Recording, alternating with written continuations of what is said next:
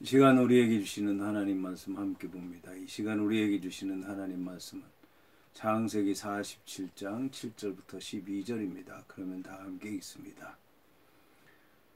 요셉이 자기 아버지 야곱을 인도하여 바로 앞에 서게 하니 야곱이 바로에게 축복하며 바로가 야곱에게 묻되 내 나이가 얼마냐. 야곱이 바로에게 아뢰되 내 나그네 길의 세월이 130년이니이다. 내 나이가 얼마 못되니 우리 조상의 나그네 길의 연주에 미치지 못하나 험악한 세월을 보내었나이다 하고 야곱이 바로에게 축복하고 그 앞에서 나오니라.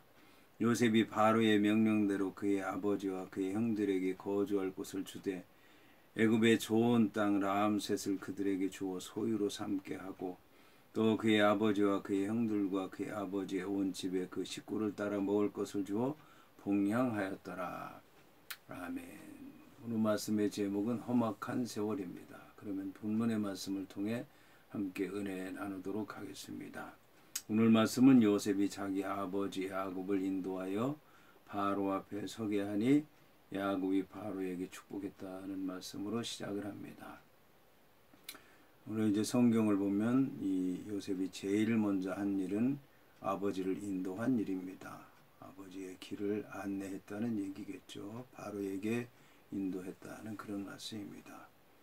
여기서 이제 야곱이라고 하는 사람은 많은 생각을 했을 것입니다. 고향 땅을 떠나서 애굽 땅에 오게 됐는데 이제 요셉을 보게 돼서 또 거기에서 살게 된 것 또 기쁜 일이기도 하고 또 바로를 만나게 된 일 기쁜 일이긴 하지만 또 한편으로는 고향 땅을 떠나온 것, 약속의 땅을 떠나온 것에 대한 자책감도 있을 것이고 잃어버린 요셉을 찾기는 했지만 또 남은 자기 가족들도 걸렸을 것이고 그리고 이제 이렇게 온 모습으로 바로 왕을 만나는 자신의 모습에 대해서 아마 여러 가지 생각이 많이 있었을 텐데 이런 마음에도 불구하고 이제 요셉의 인도함을 따라서 바로 앞에 서게 된 것입니다. 이미 요셉이라고 하는 사람이 바로에게 모든 것을 다 얘기했고 또 야곱 앞에 5 아들들이 가서 자기들이 가나안 땅에서 왜 왔는지 무엇을 하다 왔는지 또 어떻게 여기서 살다가 떠날 것인지 그런 얘기를 다 하게 됐고 이제 마지막으로 야곱이라고 하는 사람이 가족을 대표해서 바로를 만나게 된 것입니다. 요셉은 이제 야곱의 인도함을 받아서 바로의 궁에 들어가게 됐고 또 바로 앞에 서게 됐습니다. 여기서 이제 야곱은 바로 왕을 향해서 축복했습니다. 축복했다고 하는 얘기는 무릎 꿇었다는 그런 얘기이기도 하지만 인간적으로는 무릎 꿇은 것이기 때문에 것이긴 하지만 이제 주의 이름으로 여호와 하나님의 이름으로 복을 비는 것이기 때문에 꼭 그렇게 생각할 필요는 없고 서서 축복을 했으리라고 여겨집니다. 여기서 이제 축복을 했는데 바로 왕이 야곱에게 물었습니다. 내 나이가 얼마나 됐느냐. 야곱이 바로에게 아뢰되 내 나그네 길의 세월이 130년입니다. 라고 얘기를 했습니다. 야곱이라고 하는 사람은 이제 130살이 돼서 자기가 살아온 삶에 대해서 허심탄회하게 얘기를 하는데 나그네 길이었다라고 얘기를 하고 있습니다. 여러 가지 우여곡절이 많이 있었지만 한마디로 정리할 수 있는 것은 나그네 길이었다는 것이었습니다. 믿음의 싸움도 많이 싸우고 때로는 남의 발뒤꿈치도 붙잡고 또 하나님의 천사의 발뒤꿈치도 붙잡아서 야곱이 이스라엘이 되기도 하고 또 많은 자녀들도 낳고 재산도 많이 얻고 또 험한 일도 많이 이제 당했는데 이 모든 것을 한마디로 나그네 길이었다라고 얘기를 하고 있습니다. 야곱이라고 하는 사람은 자기의 마지막 인생을 정리하면서 나그네 길이었다라고 얘기를 하는데 우리의 삶도 나그네의 삶이다라는 그런 생각을 가지고 살아간다고 하면은 훨씬 더 편하리라고 생각을 합니다. 담대하고 또 믿음으로 나아가리라고 여겨집니다. 예수님께서도 제자들을 보내시면서 아무것도 소유하지 못하도록 하셨고 들어가는 집에서 평안을 빌고 그 집에서 영접하면 그 집에서 머물고 그러면서 주의 사역을 감당하라고 했는데 이것이 바로 나그네의 삶이 아닌가라는 그런 생각이 듭니다. 그러면서 그 나그네의 삶에 대해서 험악했다. 우리 조상의 나그네 길의 연조에 미치지 못한다. 여기서 이제 이 야곱이라고 하는 사람은 자기만 나그네의 삶을 산 것이 아니라 그 아버지, 할아버지 모두가 다 이제 나그네의 삶을 살았다라고 얘기를 하고 있습니다. 이것이 바로 유목민의 삶이고 믿음의 삶을 사는 사람들의 모습이고 오늘 이 시대를 살아가는 우리의 모습이 되어야 될 줄로 믿습니다. 그런데 이 열조에 미치지 못했다. 그러니까 이제 아브라함은 175세까지 살았고 이삭은 180세까지 살았는데 내 나이가 얼마 되지 못했습니다. 130살밖에 안 됩니다. 그런데 이 130살이라고 하는 나이는 애굽왕 바로에게는 놀랄만한 그 나이입니다.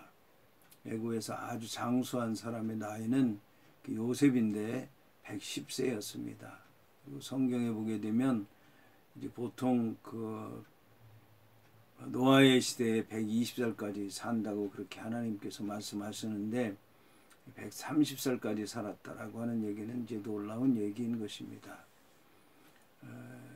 요셉이라고 하는 사람도 역시 이제 애굽 땅에 살면서 애굽 사람들이 잘 먹고 잘 입고 잘 사는 그런 삶을 사는데도 불구하고 장수하지 못하는 것을 보고 그 거친 땅 가나안 땅에서 나그네의 삶을 살며 어렵고 힘든 삶을 사는 자기의 아버지가 과연 살아계신가?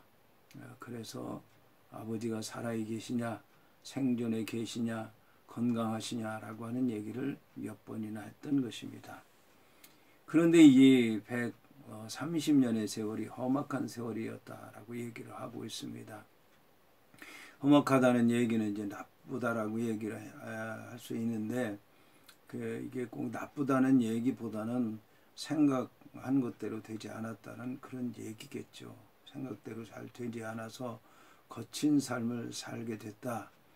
그리고 이제 이 결론적으로는 지금 내가 여기 애굽 땅에 와서 사는 것도 험악한 삶이다라고 하는 것을 얘기하는 것입니다. 아들이 잘 됐고 그래서 아들 덕분에 여기서 오고 여기에 오게 됐고 여기서 잠깐 머물다가 가려고 하기는 하지만 자기가 나이가 들어서 이제 오고 가는 게 자기 마음대로 되지 않기 때문에 여기서 사는 것도 이제 험악한 삶이고 앞으로 어떻게 될지 모르니까 앞으로의 모든 삶도 생각해 보면 험악한 삶일 수밖에 없다라고 이제 얘기를 하게 된 것입니다. 이렇게 이제 야곱이라고 하는 사람은 바로에게 축복하고 그 앞에서 나왔습니다. 여기 이제 축복하고 나왔다는 얘기는 즉시 나왔다는 그런 얘기인 것입니다. 그 자리가 어떻게 보면 세상적으로 보면 참 행복하고 또 기쁘고 은혜가 넘치는 자리라고 얘기할 수 있겠지만 험악한 세월이라고 고백한 그 자리에서 영적으로 생각을 하면 부끄러운 자리일 수도 있었기 때문에 또 왕 앞이었기 때문에 축복하고 금방 나온 것입니다.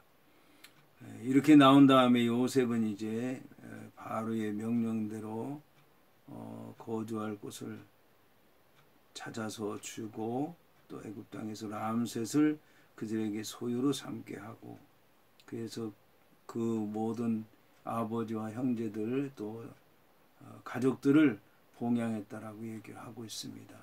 봉양했다라고 하는 얘기는 먹고 입고 살아가는 것을 책임졌다는 얘기고 부족함이 없이 채워줬다는 얘기고 차고 넘치도록 공급해줬다는 그런 말씀입니다.